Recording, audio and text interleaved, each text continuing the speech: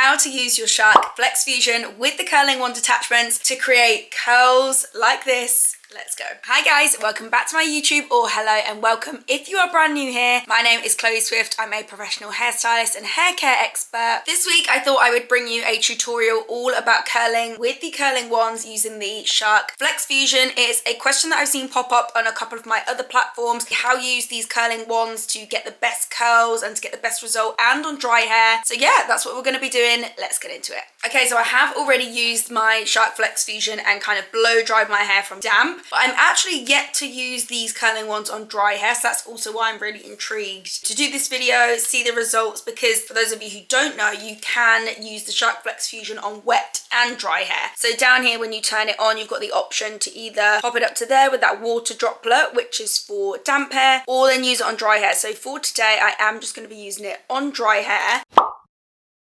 I'm literally just prepping with this one product straight on top of my dry hair. It is like a water-based product, so it does mist the hair down slightly, but that is okay because this is an air styler, so air is blowing out. That's how these curls work. I wouldn't spray kind of too much of this on if I was going in with like a GHD curling iron, for example, because it's going to dampen the hair down a bit. But I am spraying in quite a bit of this because I know this is going to kind of air dry, and the heat is air. It's not like that direct heat like a curling iron, for example. And this product that I am using, it's an absolute hairstylist favorite. It's the L'Oreal Professional Techni Art Pli. It literally does so much in one. Priming, heat protective spray, contains just like a hold factor into your hair, so we'll pop it in before we curl the hair, blow dry the hair, basically do anything to the hair, any kind of shape you're putting in the hair. This helps to like mold that shape and for then that shape to hold and last. The reason why hairdressers love it so much, it isn't sticky, so it kind of does all those things, but it isn't sticky at all. Like, you can actually apply quite a lot of this product. It's just lovely and lightweight and just really, really nice on the hair. So I thought, actually, let me bring out that staple product that I love, but I kind of feel like I've not been using it a lot lately. Let me bring it out and use it definitely for these curls. So section in the hair, I'm going to take my usual section, level with the top of the ears, just draw a line with your 2 index fingers until they meet at the back of the head, and then let's clip all of this top hair out of the way. So the Shark curling wands come with a left and a right. The left one, you're going to use that actually on the left side of your head because you want all of the waves and the curls to go backwards. If you want to, if you want the curls going forward, you need to use that one. But for the simplicity of this video, we're going to have all curls going back this way and all curls going back that way. So then on the right hand side, you'd use that one. Just want to point out the shape of these curling wands because I've got so many messages as well from you guys asking why mine are this shape when so many of you in the US, you have a different shaped curling wand. In the UK and I think Europe, we get these size and shape curling wands, which is really cool, and then the air kind of comes out of these gaps and kind of blows downwards. Yeah, it helps keep the curl like really smooth and really nice, whereas yeah, in the US you've just got a different shape, and I have asked Shark why that is and they haven't really got back to me with a complete answer, but I think it's just something as simple as in different like markets and different countries. Definitely I know in the hair industry, UK compared to US, there's such different like health and safety standards. It could literally be something as simple as that. So I've got my left curling wand on because I'm going to do the left side of my head first. We're going to pop it into the dry hair mode. Automatically it'll put you on the highest heat and the highest speed, and I'm going to keep it at that because it is dry hair and because we're curling and we just want that nice defined shape. I think it needs the highest speed to have the power to suck up the hair. Highest heat, we can afford to go up to the highest heat anyway because our hair is fully dry. It's not as fragile and vulnerable as damp hair. Yeah, the Shark FlexFusion does state it does actually only go up to 110 degrees Celsius, which is so low and super safe anyway for the hair. And then you want to hold down towards the ends, let the ends wrap up, and then you're literally just pushing it up to the root. That's the cool shot button there. So when you feel like it's nice and hot enough and it's all ready to go, hold down that cool shot button to cool and set the curl. Then I like to turn off the Shark FlexFusion before I release the curl, and whoo, look at that curl. Okay, I'm going to remove this head now. So to remove your heads, pushing down that little lever there, open arrow lines up with the closed arrow, and then that pops off. Nice and easy. And then I'm going to swap it with the right hand one. They attach and detach just super easily. And then same again, we're just wrapping the ends round first, letting that wrap round before we can then move it up to the roof. Make sure your finger's near the cool shot button and then just hold that down. Turn off Shark FlexFusion to then release your curl. So you get those really lovely kind of bouncy blow dry curls, yeah, without having to have damp hair. Okay, on my next one now, I do want to time it just to check how long I'm leaving it on the hair, and I'm going to start off on this side just to save me changing the head again.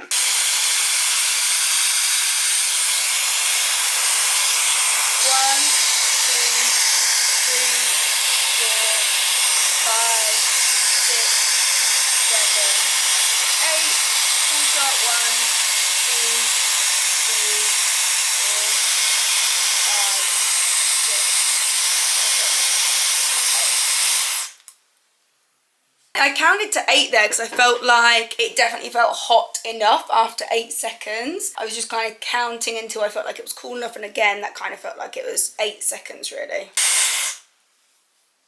I just love how bouncy and like round those curls come out. Like I know so many of you are gonna love that kind of curl result, and as you'll notice, I'm just leaving them just to do their thing and still continue cooling and setting, because even though we have done the cool shot, they are still warm. So I'm just leaving them still. So then just swapping my head back to the left hand side now. The head's not too hot at all to touch. I mean, that bit obviously stays nice and cool so you can completely touch that. It is like a bit hot, nowhere near the curling wand, for example, curling iron.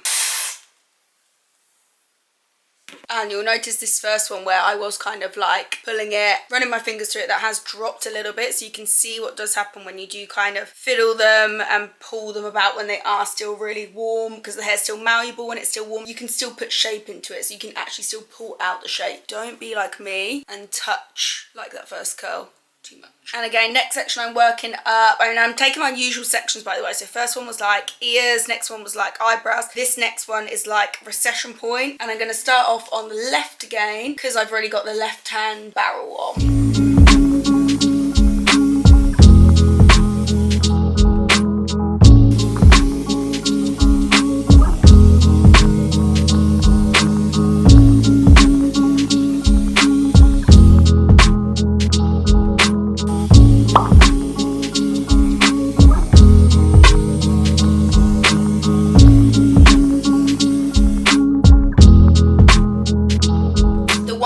I just wish the cool shot button was designed in a way that when you're using it, it's just so much easier to find and locate. Maybe if it was like raised a bit more or something like that. Like I'm struggling to find it, and because my mirror is like quite far away from me, so I'm like, where is the button? And especially when you've wrapped it up, the back of this is like not facing towards you, then you can't even see where the button is. I guess it's just the more I'm using it, the more I'm starting to just feel and know whereabouts it is. And I am whizzing through this so quickly. Like I'm on my last rows now, so all of this I'm going to take that as one row, because yeah, I guess the idea is you can take quite big sections with these. So then I'm just going to split that row up into maybe 3 separate curls.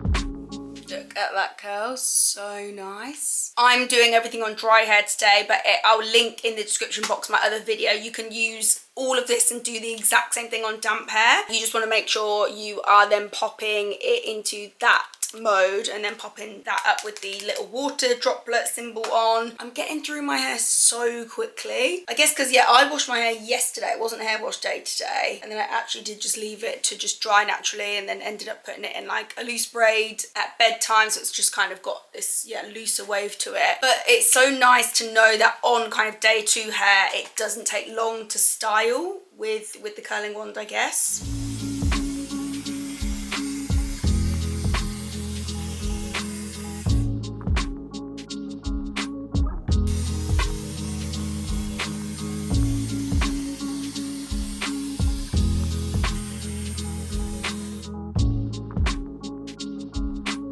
I'm still going to wait a little bit before I go straight through and dress these out because, as I said earlier, the hair is still warm. Even though you've gone in and done the cool shot, like, it doesn't fully make the hair like completely cold. I can definitely still feel the hair is still warm. So I'm just going to leave this, not touch it. I need to keep touching it. I will actually do a little bit of light hairspray, but then I'm going to leave my hair to completely cool for at least 10 minutes before I come back.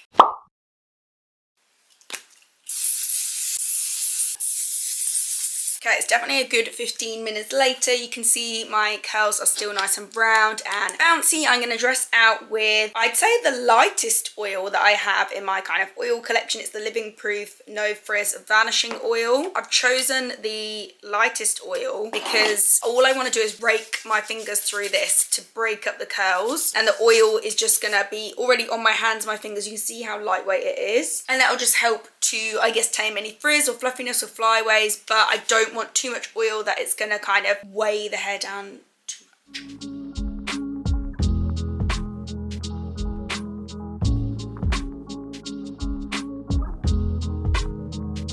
Okay, that's it with just the oil breakthrough. I still want to go through with a comb, so I've just got a wide tooth comb here because I feel like, you see how that finishes those ends a lot more and actually makes the hair look like thicker and fuller. That is looking so nice. So again, I'm just gonna do the same, just take my wide tooth comb there, run it underneath first of all. It was more the ends that kind of just needed filling out. Look at that. And then what you can do, just take your hairspray again, these pieces here around my face, bend those and then just spray that to make that shape stay. Because I don't have like bangs cut in, my pieces at the front are really quite long, but this almost creates that width and that shape there. And then any little flyaways you've got at the top, just spray right on the roots. And then I like to use the can almost just to like push down any little flyaway hairs. Look at that hair. I am obsessed. That is absolute hair goals, isn't it? That is so nice and even better than what I thought it would be. So stunning. Look how thick my hair looks, how much body it's got. So there you go, guys. I absolutely love this look. I'm 100% going to be doing my hair and styling my hair like this more often. I really hope you enjoyed this video. I would love it if you did enjoy it. If you learned anything new, please give it a thumbs up and subscribe because I post hair tutorials and hair videos every single week. And if you do, I'll be seeing you next week for another one of my videos. Bye guys.